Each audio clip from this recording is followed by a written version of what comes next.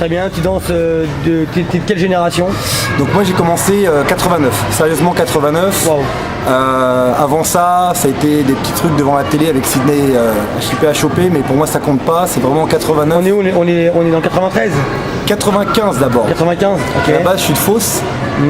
95, donc après j'allais beaucoup à Sarcelles, Flanade, tout ça. Mais j'étais plus dans le foot et le BMX. J'étais pas trop dans le locking, la danse. Il y avait des gens autour de moi qui faisaient un peu de danse, mais c'était vite fait. 89, c'est quand je déménage à Roissy en France. Là, je rencontre Claise et là, tout commence pour moi en fait, au niveau de la danse. D'accord, donc Claise de Trappes, Voilà. à Black Blamber. Black Blamber, donc Claise aussi ses grands frères. Il y a Eric, il y a Avec Richard. Mbassi, tout ça. Grosse inspiration. Claise, c'est vraiment lui qui m'enseigne. Je dirais quasiment tout quoi, la danse, comment... Claise, c'est un mec important quand même. C'est un mec super important parce On se rend compte de plus en plus en faisant une interview, on se rend compte qu'il était là. C'est un début pour beaucoup de gens. Ouais, son nom revient beaucoup et moi j'ai fait partie des premiers en fait à le rencontrer et à vraiment apprendre de lui tout. C'est-à-dire que quand je dis tout, c'est pas simplement danser, c'est culture hip-hop. C'est quelqu'un de vraiment engagé qui aime bien les battles, tout. Donc on a été éduqué au battle, au respect des grands. Plein de choses, la créativité, mélanger les styles, tout ça, même si on connaissait pas bien à l'époque les styles de danse, donc c'était un gros mélange, mais lui il faisait beaucoup de pop, mais il faisait aussi du locking. À l'époque on appelait ça Poppins. C'était pas le coup du film Break 84. Voilà, il y avait des termes qui n'étaient pas corrects, on connaissait pas bien les bases, mais on faisait un truc qui ressemblait à du lock quoi. C'est vrai. J'ai commencé avec lui, donc c'est lui qui m'a vraiment tout donné quoi à la base. Toi en 89, quand tu commences à rentrer, tu commences à travailler ce qu'on appelle les danses fondamentaux, c'est-à-dire le lock et le pop. Lock, pop, break. Ok, parce qu'en 89, on est quand même dans le début de la génération de la hype. Et la hype c'est-à-dire que aussi. t'es même pas en phase avec ton temps. Non. En fait, quand tout le monde fait de la hype en fait. Tout le monde fait de la hype, c'est la danse du moment. Et c'est le début de la New Jack Swing, donc tout ça. 89, donc moi j'arrive après Claise, il m'emmène directement à Aulnay. Donc là je rencontre tous les danseurs d'Aulnay. Pascal Blaise et compagnie. Pascal Blaise, Hichem, Enrique, Xavier, Karim Barouche, les mecs d'actuel aussi qui passent des fois à la salle. Aussi Bertin, Christian Truand. Donc le jazz rock. Le jazz rock, c'est là aussi que je commence à voir du jazz rock. Et en fait c'est des salles qui sont vraiment axées sur la old school quoi. Et on a aussi les gens comme des groupes comme Authentique, tout ça, de Villepin, de Sevran Bedot qui viennent aussi s'entraîner là-bas. Donc il y a toute une émergence, une très forte émergence, mais beaucoup de old school là-bas. Il y a une grande histoire au niveau de la danse à Aulnay-sous-Bois en particulier. Donc on arrive de génération, on va dire 94, 95. Toi entre temps tu rentres un petit peu dans tout ce qui est scène vivante avec ton groupe. Ton groupe c'était? Alors donc on a eu Dynamic Style, ça c'était le premier groupe avec Claise. Après on a eu un petit groupe qui s'appelait Charm Dance, où on faisait un peu plus les beaux gosses, donc on était plus habillés jazz rock avec des black and white, des cravates, tout ça. On est un peu plus sur Paris.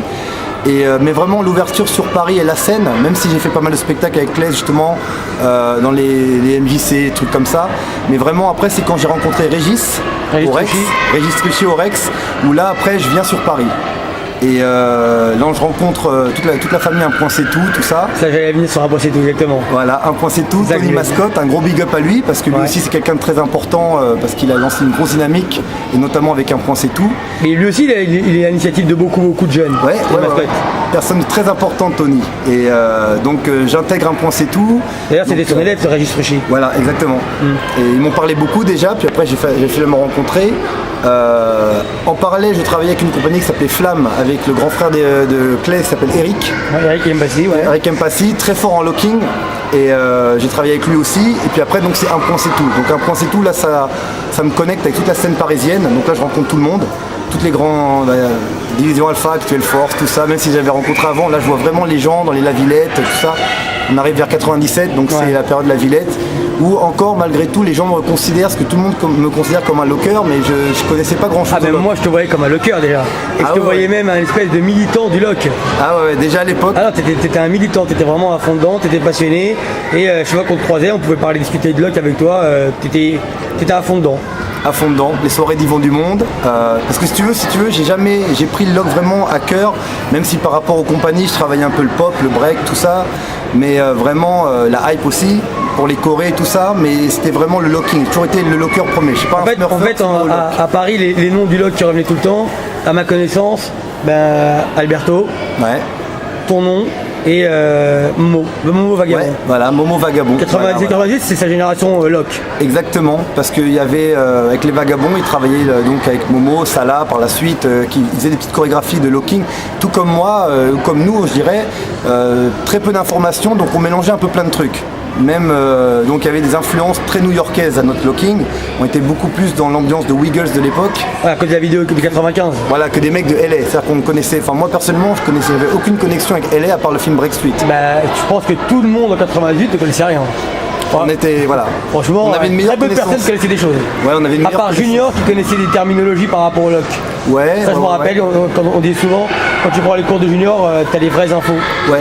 Même lui à l'époque, hein, il était en phase de recherche parce qu'il avait déjà plus d'infos que tout le monde, vu qu'il avait été connecté avec les Américains, les Intouchables de Vegas. Voilà. Bon, là, c'est à lui d'en parler, mais c'est vrai que lui, il était la référence en termes d'information parce que justement, moi, je l'ai rencontré plus tard après. Je l'ai rencontré justement pas longtemps après Un Point C'est Tout.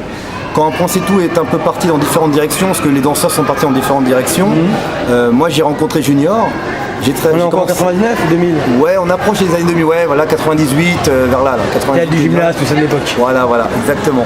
Juste un petit peu après ça, donc je vais travailler avec Junior. Et ensemble, je dirais, on est d'accord sur ça avec lui, ensemble on va établir la scène lock qui va suivre. Parce que tous les deux, on va... Si tu veux, ce qui s'est passé, c'est qu'avec Claise, j'étais dans une ambiance, on était tous dans une ambiance de développer son propre truc. On n'était pas dans l'ambiance d'apprendre le style de quelqu'un, d'apprendre des bases, la terminologie, l'histoire de la danse. J'ai pas du tout appris ça avec Claise. Claise, il était plutôt dans un gars créatif, qui voulait faire ses propres trucs. Le roi du Strombo. Le roi du Strombo. Ah oui, ça je peux t'en raconter des bien belles sur Claise. Hein. Et donc avec Junior, c'est là où vraiment ce que j'apprends, c'est vraiment l'importance d'apprendre l'histoire. C'est lui qui me transmet ça en fait. L'importance de l'histoire, de comprendre une danse, de comprendre sa base, etc. Tu sais qu'en 2000, les gens n'étaient pas dans cette mentalité. Hein. Ah non, je pense pas. En 2000, moi je connais absolument rien. Ah ouais. On danse, mais on connaît pas grand chose. C'est clair. Il y avait mais c'était aussi une bonne chose parce que en France, on développait des idées à nous. C'est ça qui était bien. On va dire voilà, c'est un mal pour un bien. Ouais.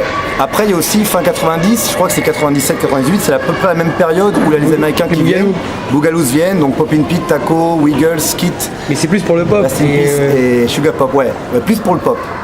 Et je te dirais même qu'à l'époque, quand je parlais avec eux, ils savaient beaucoup plus de choses que nous, bien évidemment, mais ils ne savaient pas tout comme aujourd'hui. Hein. Ouais. Il y a des trucs qu'ils ont appris après. Mais si tu veux, à partir de là, donc Junior me transmet vraiment l'idée d'apprendre, d'aller chercher la connaissance, tout ça. J'avais été en 97 à l'anniversaire des Rocksteady Crew à New York. Ouais, New York. J'avais rencontré Penguin, un des Original Lockers. Penguin, Tony Berry. Voilà. C'est ça? Ouais, Riren Berry, ouais. Fred Berry, ok. C'était pas loin. Ouais. Pour un mec qui est pas comme toi, je suis pas trop loin. Mais si tu veux, lui, tu vois, la preuve, j'étais parti à New York dans un premier temps, parce que j'étais complètement pas connecté avec LA.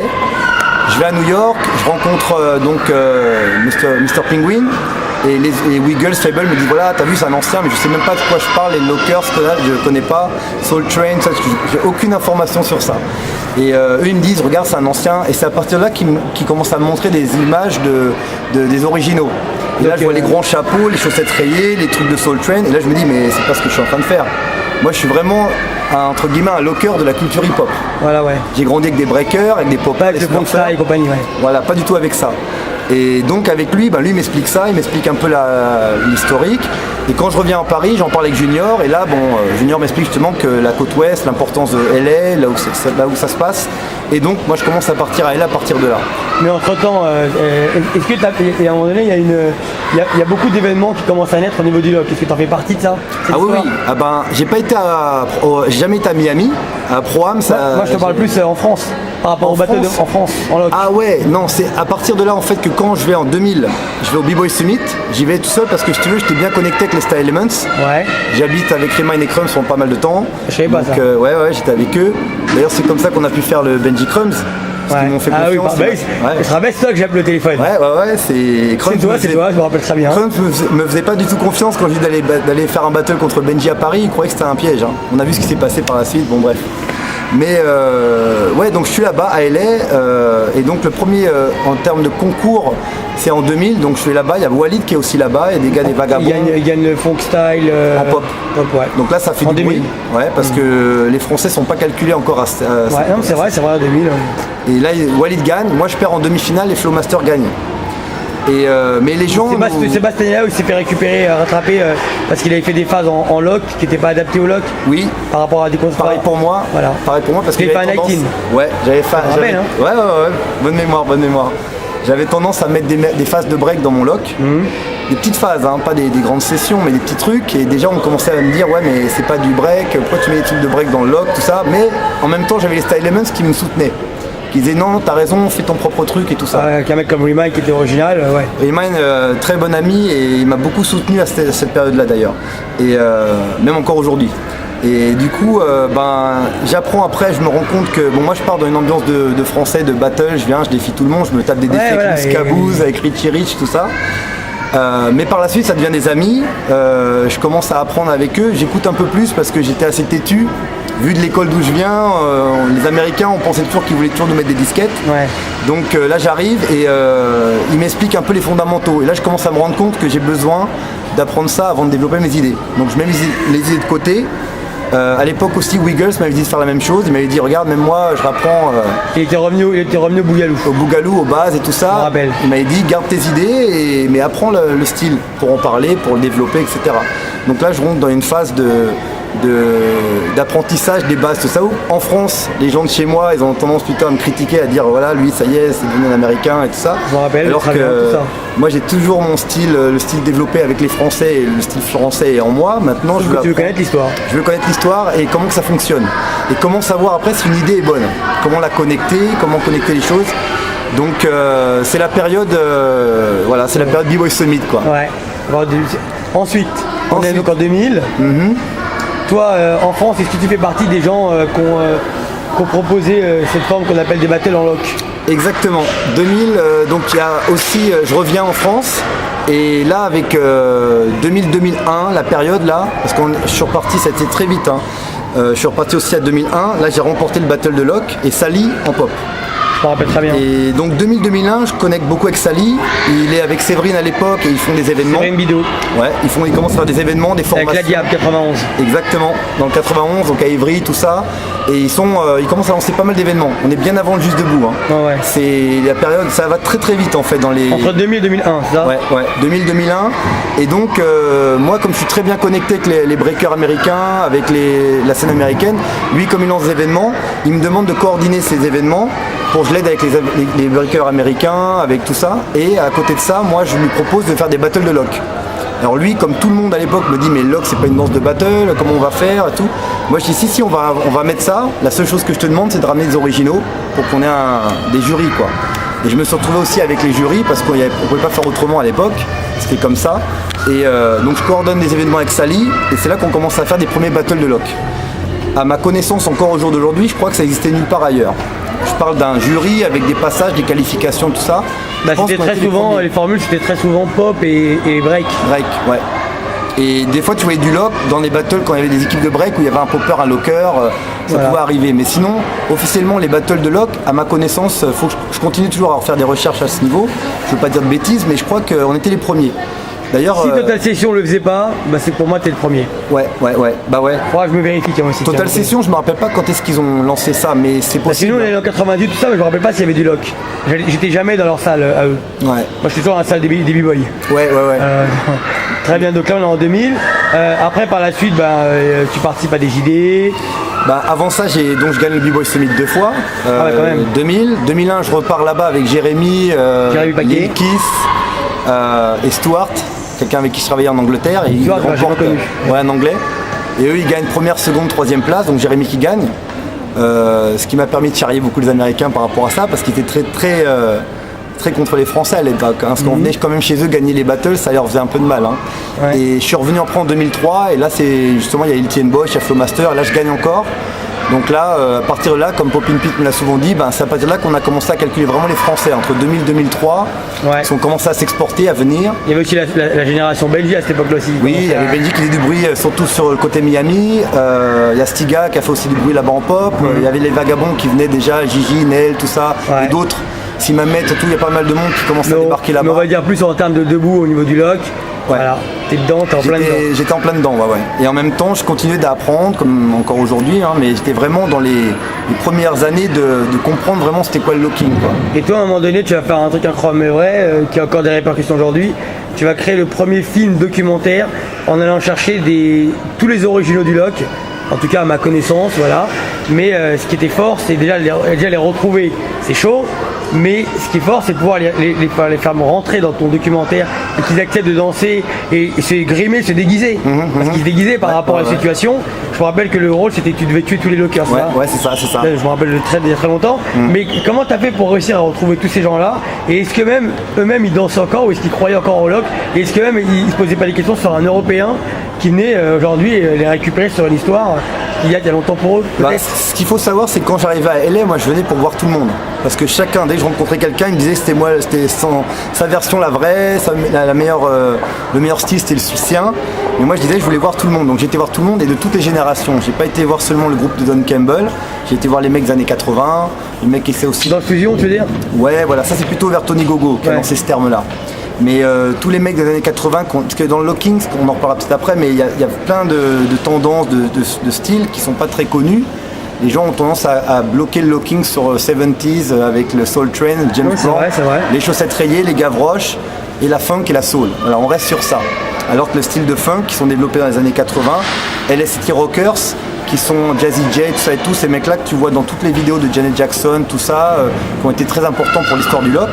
Moi je les rencontre tous ces mecs-là, je rencontre tout le monde. Les années 80, c'est Richie Rich peut-être, non? Richie Rich, c'est lui qui m'aide beaucoup justement, c'est un des premiers que je rencontre, grâce à Nel des Vagabonds, qui m'avait fait connecter avec lui, qui lance la première cassette sur le lock. C'est comme ça que je fais sa connaissance et lui après il m'ouvre les portes, il me connecte avec tous les mecs de LA, quoi. Pourquoi tu as eu l'idée de faire ce film? C'était pour relancer le locking d'une manière, parce qu'à l'époque, faut dire, des mecs qui faisaient du lock, il n'y en avait pas 50 000. Et donc c'était une manière de... Comme il y avait beaucoup de politique entre les gens là-bas, il y a beaucoup d'histoires, ils se prenaient tous la tête pour des histoires d'avant et tout ça, de style ou d'autres. Je voulais faire à la base un documentaire, mais après ça a été l'idée de faire un film ou une fiction où on pouvait voir tout le monde sur le même DVD et après chacun choisit ce qu'il aime. Et il n'y a pas d'histoire de politique, quoi, c'est une fiction. Moi j'ai rencontré Paul Bellettre avec qui j'ai fait Psy Funk grâce à la Flexible Fury de Benji. C'est Benji qui nous avait demandé à l'époque de participer à sa vidéo pour faire une partie funk style. Très bien. Et donc je rencontre Paul et après lui on a bien sympathisé, on est de très bons amis et on a essayé de faire ensemble Obsessive Funk, quoi, qui a fait un bruit partout et les Américains quand ils ont accepté, je pense, parce qu'ils voyaient que j'étais super passionné et que la plupart d'entre eux ne travaillaient plus dans le lock, ils faisaient plus rien en locking, ils étaient passionnés toujours mais ils avaient d'autres boulots, ils étaient plus du tout dans le truc et la plupart d'ailleurs me disaient que c'était fini, quoi. Pour eux ils pensaient que ça ne reviendrait jamais. Et moi je leur disais justement non, on va relancer le truc, on va pousser les battles, tout ça et tout, et à travers les battles, les gens vont s'y réintéresser certainement et on va relancer la machine, quoi. Il faut pas que cette danse se perde, quoi. C'est le meilleur documentaire que j'ai vu sur le lock toute ma vie. Tu as fait un truc de fou, un truc qui n'existe pas. C'est comme si moi je pars à New York et je fais un film avec tous les OG, les pionniers 73. Ouais. Et Don Campbell, pour la petite histoire, il était dedans, mais au dernier moment, quand je suis venu filmer avec lui, il voulait pas être dedans parce qu'il y avait des problèmes avec d'autres lockers qui étaient déjà dedans, notamment Shabadou, Greg, rest in peace, mais ils étaient en guerre et il voulait faire le film, mais il a dit si je veux que je le mette dedans, il faut que je retire Chab et Greg, et moi c'était pas mon objectif. C'est un peu délicat. Donc c'est pour ça qu'il est pas dedans, mais sinon on avait tout le monde, quasiment. Je vois, toi par la suite tu travailles avec Shabadou. Ouais, beaucoup de temps avec Shabadou. Tu es ouvert au walking, on va dire. Ouvert au walking, donc c'est avec lui que je commence le walking. Pareil, dans les débuts 2000, 2001. Gemini, j'ai une question pour toi. Ouais. Si. Est-ce que avant moi tu voyais quelqu'un faire du Vogue? Non. Voilà, c'est une question facile. Mais quand tu es ouvert au walking, même moi ça m'a surpris. Ouais, mais le walking de la manière Shabadou, c'est pas très féminé quelque part. C'est un style de lock c'est un style de walking qui est très influencé par le locking et c'est beaucoup plus glamour, style et tout ça. Il appelle ça? Non, lui il appelle feng shui, il appelle ça feng shui. Mais si tu veux, quand j'allais avec lui travailler pour le loc, un jour il m'a parlé de walking, je lui ai dit je ne connaissais pas, il m'a fait des démonstrations et j'ai tout de suite adhéré quoi, parce que je trouve ça super classe. Mais après, pareil, dans le walking, tu as différentes écoles. Hein. T'en as qui sont plus dans le super vogue. Ouais. Et dans d'autres, le walking que je pratique, c'est plus du walking connecté avec les lockers.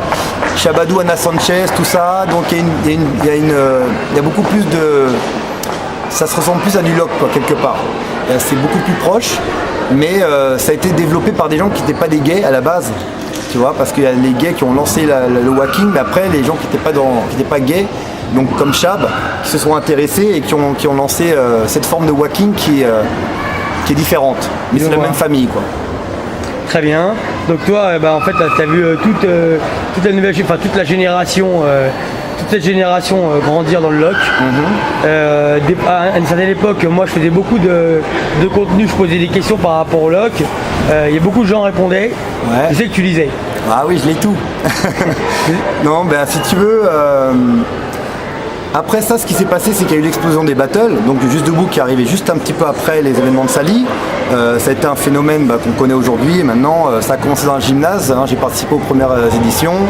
Voilà, je revenais d'une opération du genou entre parenthèses, mais je pouvais pas ne pas venir à un événement où il y avait du loc. Ouais. Donc j'essayais de faire partie de tous les... Tu avais dansé contre Yann et Mathias. Ouais, exactement, en finale, avec Lil Kiss. Et tout ça, en fait, ça a lancé, après, il y a eu beaucoup de choses de faites. Moi, de mon côté, ce que j'ai fait, c'est que j'ai ramené beaucoup de OG en France, grâce à Sali et à Séverine, parce qu'ils organisaient, ils avaient la structure pour.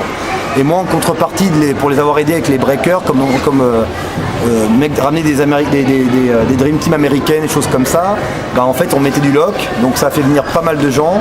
Donc, il y a beaucoup de Français qui... Ça a donné une impulsion. Voilà, j'ai beaucoup poussé pour que des anciens viennent.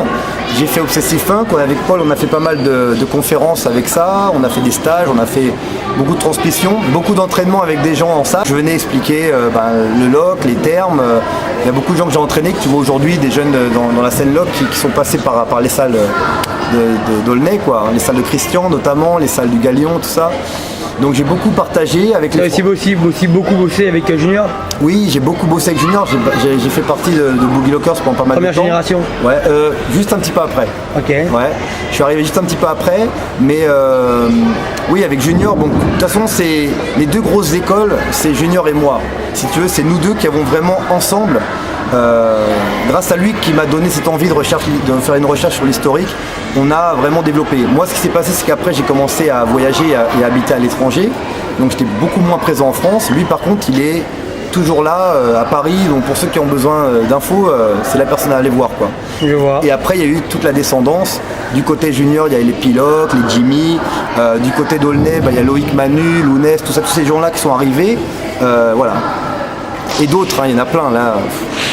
Tous les gens que tu peux voir aujourd'hui dans les trucs, ils viennent d'un côté ou de l'autre, indirectement ou directement, les Lady Del, je peux te citer plein de gens d'aujourd'hui que tu vois, tous les gens qu'on voit aujourd'hui, ils sont indirectement ou directement, ils viennent de Junior ou de moi, quelque part. Donc vous avez bien fait votre taf. On a essayé, même si des fois il y a quand même des jeunes qui nous reprochent, mais qui sont pas au courant de tout ça et qui vont nous reprocher qu'on n'est pas présent, etc. Bon, moi j'estime avoir fait mon taf en France, je continue quand je reviens, à chaque fois je passe ici, j'essaie de faire ce que je peux, mais bon après c'est vrai que ça a pris une dimension internationale vu que j'habite plus en France et que je voyage beaucoup. Énormément, je te vois dans beaucoup d'événements, t'es jury comme si t'étais un OG pour moi. Merci, c'est un privilège. Hein, je te le dis, moi je te vois comme ça. Moi. Merci, ça me fait plaisir. C'est quelque chose qui me mettait beaucoup de pression au début. Après, c'est vrai que j'ai pris un peu l'habitude, mais c'est vrai que m'asseoir avec des gens de la première génération du LOC, c'était quelque chose d'assez. Après tout ce qui a été fait, parce que c'est vrai que le LOC a subi des années très noires. Des années où c'était le carnaval de Rio, les gens n'avaient pas de niveau, venaient qu'avec des costumes. Et avec une mentalité du LOC qui aujourd'hui, merci à la nouvelle génération, a pu...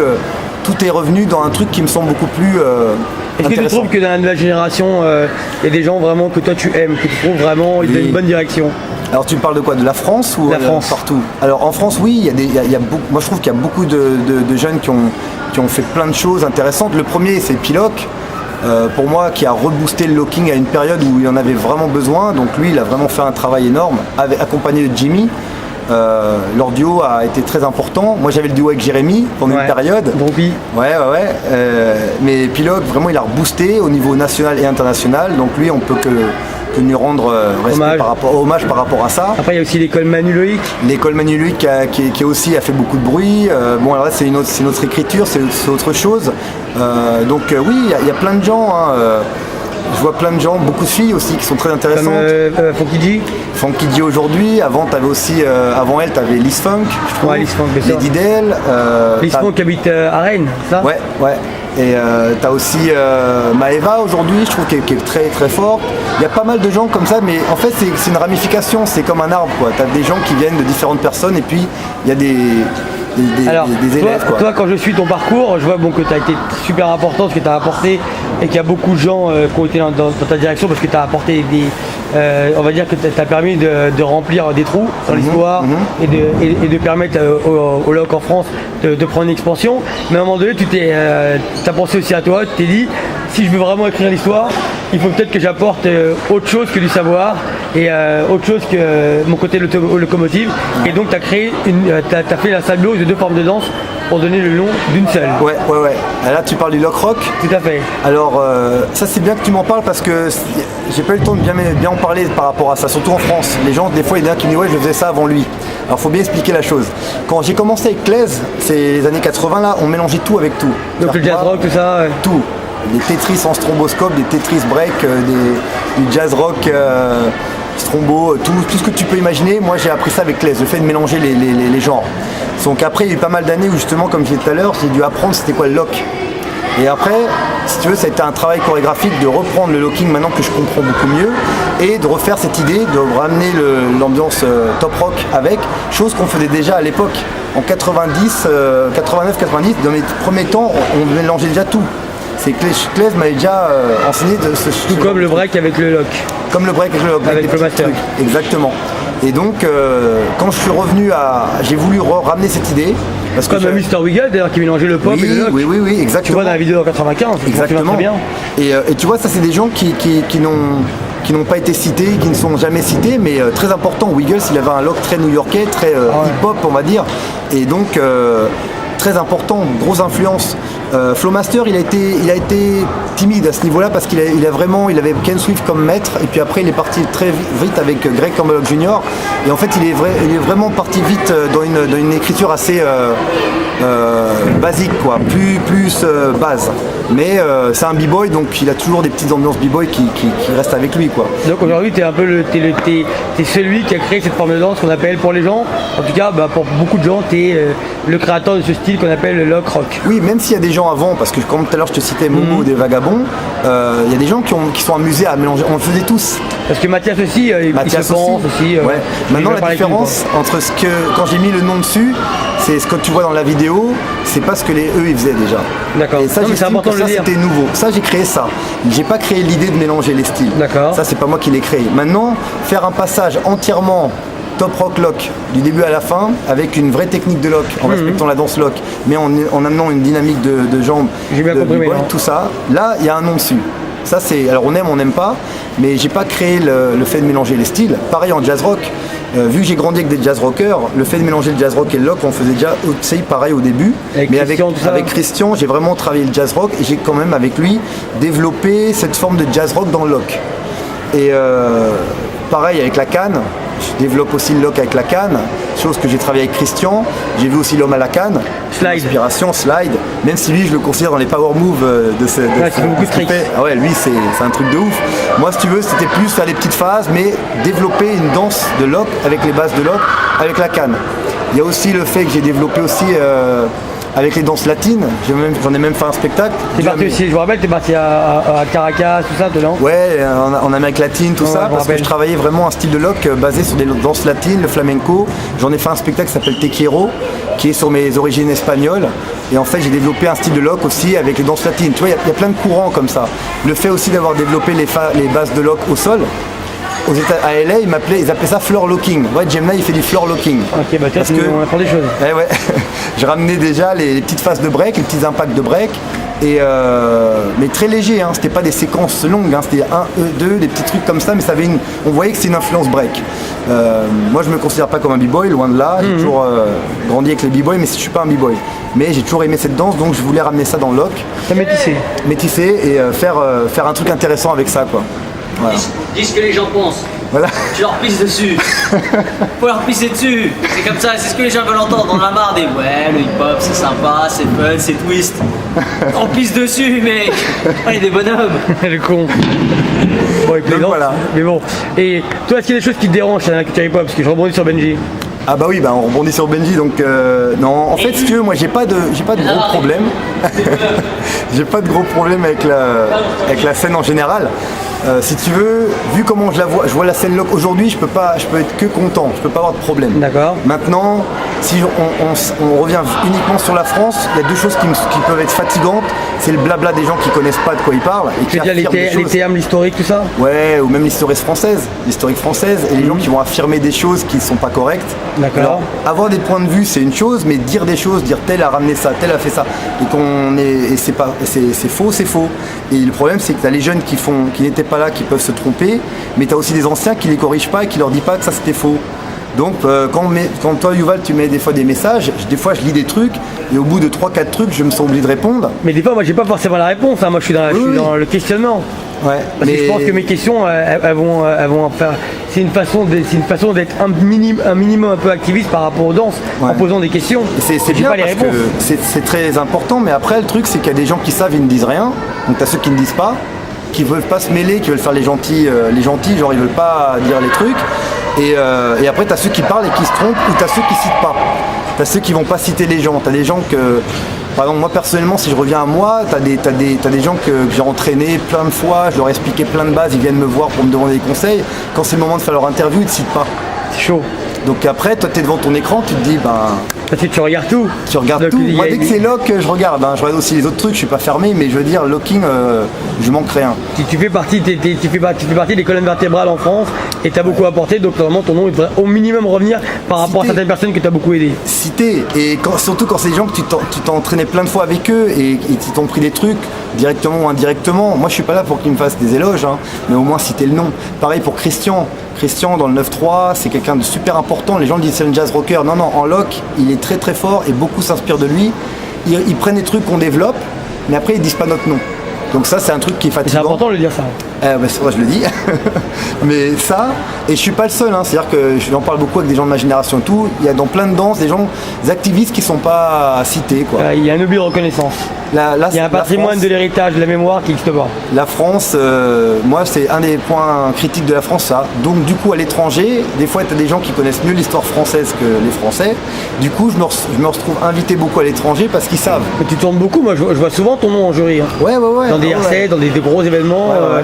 Pour moi, c'est comme ça que je te parle de OG en France. C'est que là, je vois dernièrement Junior, on dirait que tout d'un coup, Junior, il commence à le reconnaître. Parce que je trouvais que Junior, il n'était pas beaucoup employé en termes de jury avant, mais que tout d'un coup, il commence à comprendre qu'il fait partie de l'histoire de la France. Ouais, comme s'il le reconnaissent, mais il le reconnu un peu trop tard, mon goût. Ouais, c'est vrai. Bon, l'important, c'est qu'il a été reconnu, puis maintenant, c'est clair, son importance est reconnue totalement, quoi. Mais c'est vrai que, pour revenir au truc que je disais, les gens qui citent pas, ça c'est relou. Hein. Et c'est le problème en France, c'est un pays de rageux, des fois t'as l'impression que tu reviens et tu vois que les gens ne citent pas en pop, en lock, en break, en plein de trucs. Hein. Toi-même, je trouve pas qu'on le cite beaucoup en France. On le cite beaucoup à l'étranger, chose que je peux te dire là en live, c'est que partout où je vais, on me demande alors Yuval. Alors c'est quoi l'histoire de Yuval? Donc j'explique un peu. Ce que je connais de toi et tout ça, mais en fait, je te connais très bien, ouais. Mais je veux dire, tu vois, t'es beaucoup plus reconnu à l'étranger en fait qu'en France. Quand je vais en France, que ce soit toi ou d'autres, l'histoire de Benji c'est pareil. Quand je me rappelle, il m'avait même dit le jour où il a arrêté, c'est là que les gens ont commencé à plus le big up, alors que quand il était là, on le big up. Comme un artiste peintre qui a des étoiles et voilà. Ouais. Quand il est mort, c'est toi la prendre de la valeur. C'est vrai que Ben c'était ça aussi. Moi j'ai le sentiment là vis-à-vis de moi-même et comme d'autres, je vois ça avec des grands. Je me dis Christian, c'est abusé quoi. Les mecs de Lock qui le citent pas ou qui le citent genre c'est un prof vite fait, mais après Lock il parle d'autres personnes. C'est abusé. J'espère que beaucoup de gens vont voir cette interview. Ça leur permettra de faire leur devoir. Ouais, c'est important parce que surtout en France, les gens. Alors, je te dis, il y a ça, la reconnaissance et le blabla, où c'est incompréhensible, quoi. Les gens, ils vont discuter. de choses en disant j'aime pas ça, mais par contre lui je l'aime bien. Alors en fait c'est incompréhensible des fois le discours. Tu as l'impression que c'est du copinage et que les gens ne veulent pas citer les vraies choses. Alors qu'en Asie, par exemple, les gens, de dire que tu as appris de telle personne, c'est valorisant. C'est une fierté. C'est une fierté. Même si tu as croisé une fois. Hein. Les mecs, ils prennent un stage avec moi, ils font une photo, puis ça y est, ils vont dire dans leur CV, j'ai travaillé avec Gemini. Alors que tu as des mecs avec qui tu as grandi, tu les as vus grandir. Toute la génération, là, je les ai tous vus grandir. Et il y en a beaucoup qui sont travaillés avec moi directement, tout comme ceux qui ont été influencés indirectement.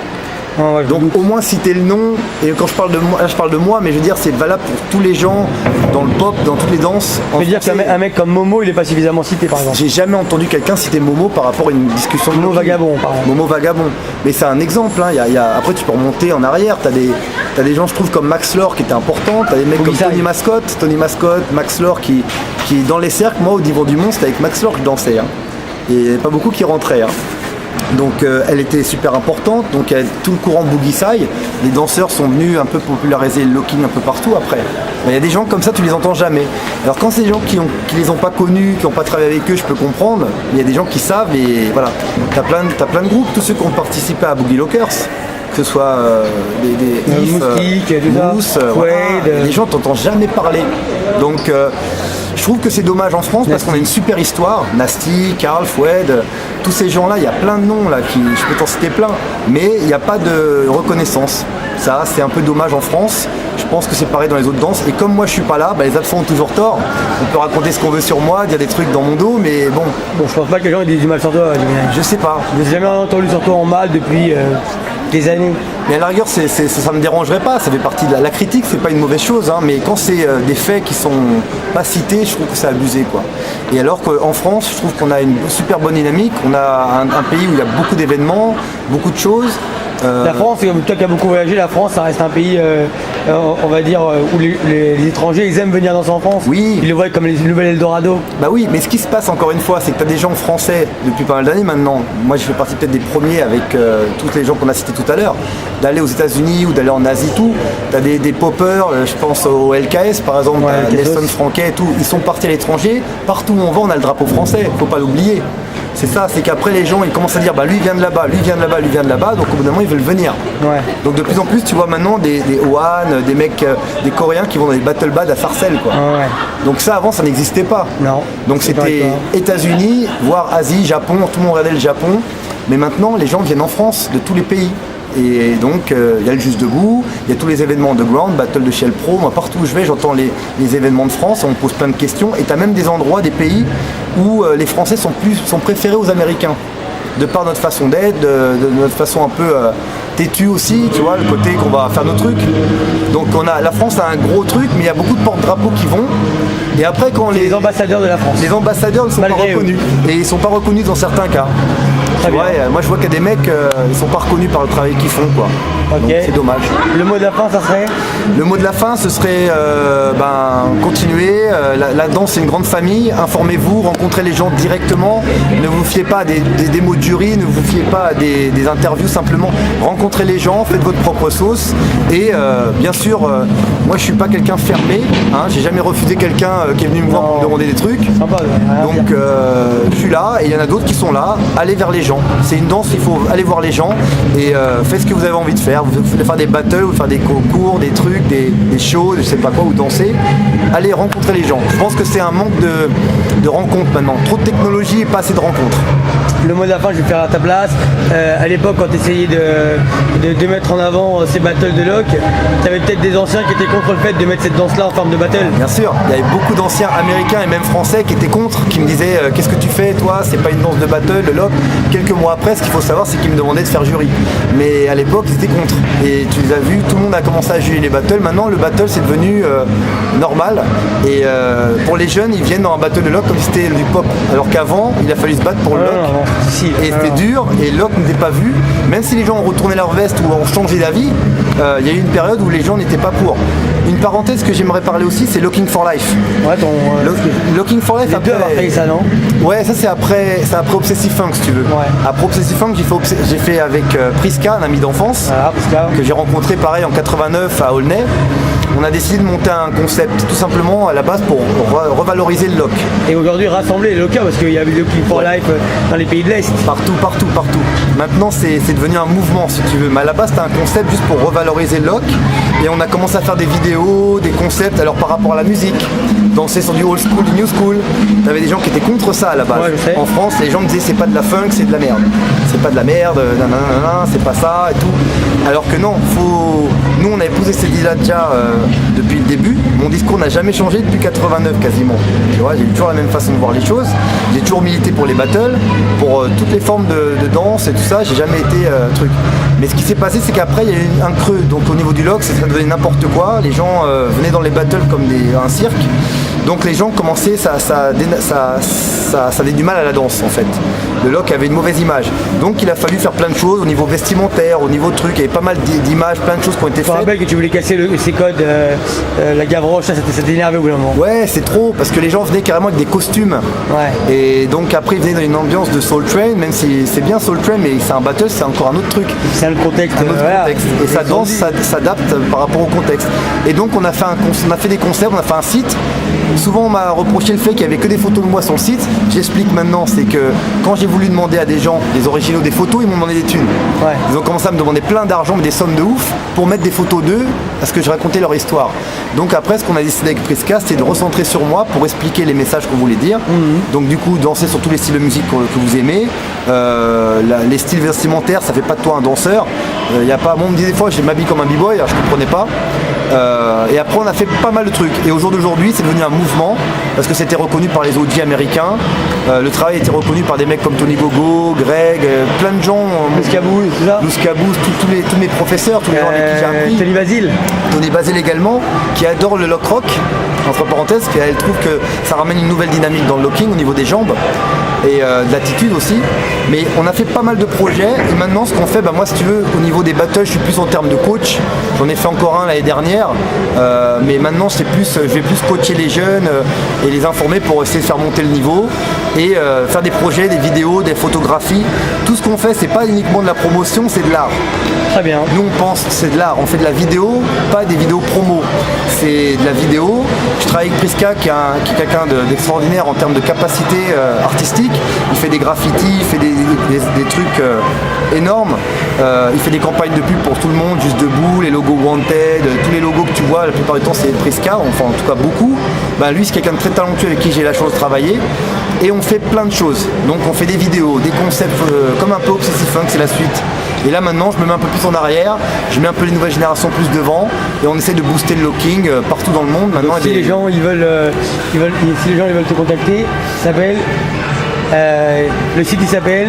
Alors tu as lookingforlife.com, sinon tu vas sur Looking for Life sur Facebook et les gens sont les bienvenus s'ils veulent quoi que ce soit, discuter, connaître, échanger, voilà. On est là pour vous aider et moi je suis très fier de la nouvelle génération en général parce que je pense que les mauvaises années sont passées en ce qui me concerne. Maintenant je suis très content de voir des vrais niveaux en France et ailleurs. Et voilà quoi, il y a des mecs, je voudrais citer des mecs comme Vovan aussi, quelqu'un qui fait beaucoup sur la scène russe. Ouais, en Russie, et il y a plein de monde. Il y a Takashi au Japon, Vovan, il y a plein de monde comme ça qui font plein de choses. Et notre message en général c'est de respecter l'histoire, vivre le présent et construire le futur. Très bien. Voilà. Peace. Merci beaucoup Yuval pour l'interview. Merci à toi d'être venu. C'est cool. Merci. Peace.